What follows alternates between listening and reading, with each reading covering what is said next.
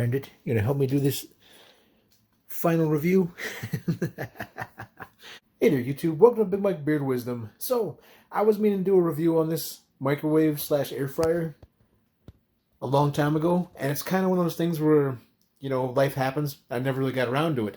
This has been probably my favorite microwave of all time. So it was made by Farberware, and I'll put the name of it and the model in the description and stuff.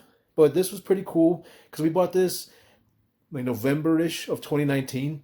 It was a new product, so there wasn't any reviews on it. And this thing is pretty cool. So essentially, it's kind of like a toaster oven, a microwave mixed together. And they were pushing it more towards like an air fryer kind of thing. But as an air fryer, it just doesn't compete with an air fryer. So not super great as far as that goes. Toaster oven wise, never really used it as just a purely toaster oven, at least for me. So I love this as a microwave with the ability to run that convection heat in there.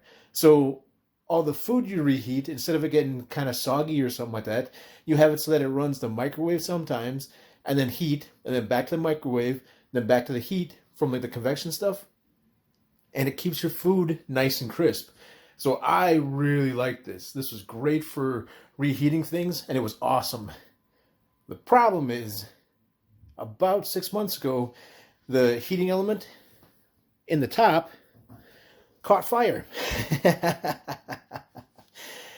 And you might be like, well, why didn't you get rid of it 6 months ago? Well, just because the heating element went doesn't mean that the microwave stopped working. So essentially, the microwave function still worked fine. It's just that we couldn't do the actual heating part of it for the convection part. So that part I kind of missed. Microwave-wise, not a super powerful microwave, only about 1,000 watts. So you might find more powerful microwaves. So if you wind up getting one of these and you're thinking, hey, you know what, this doesn't seem like a microwave very powerfully, just keep in mind that some microwaves have a higher wattage rating. So they got a bit more juice to the microwave. They just don't have that, you know, convection oven function. And its settings were fairly simple. It just had some simple buttons over here for air fry, grill and brown, defrost, and stuff like that.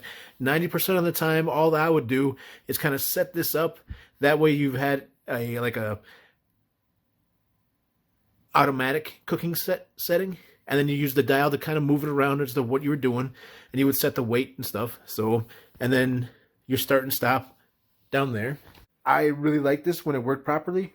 So what finally did it in is essentially now that when you flip it on, it kind of sounds like you just flipped on a garbage disposal.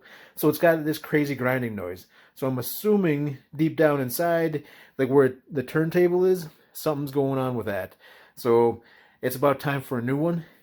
And at the time when we bought this, in 2019, these were kind of rare. It was something really weird in order to have like a microwave that it was also a convection oven slash air fryer slash, you know, dehydrator or whatever you want to call it. And nowadays, they seem like they're way more common. In fact, its replacement is just right down here, this Galan's model. And this was only 150 bucks at Walmart. Whereas I think this was $200 or $300 for the Farberware.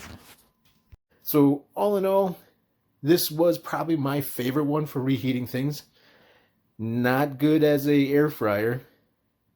I didn't really use it that much as a, you know, convection oven or toaster oven, but it definitely heated up pretty good.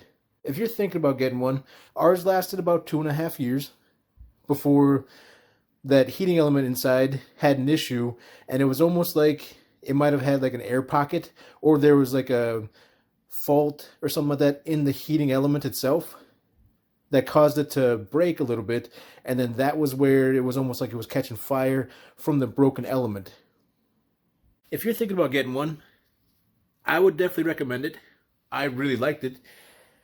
It's just kind of one of those things where I'm bummed that it broke down, but with the way that technology's moved forward and everything's kind of caught on more, you've got way more options, which is why we went with a cheaper one from Walmart just to see how that one winds up going. So, hope you guys enjoyed the video. Feel free to like and subscribe, and I'll check you next time.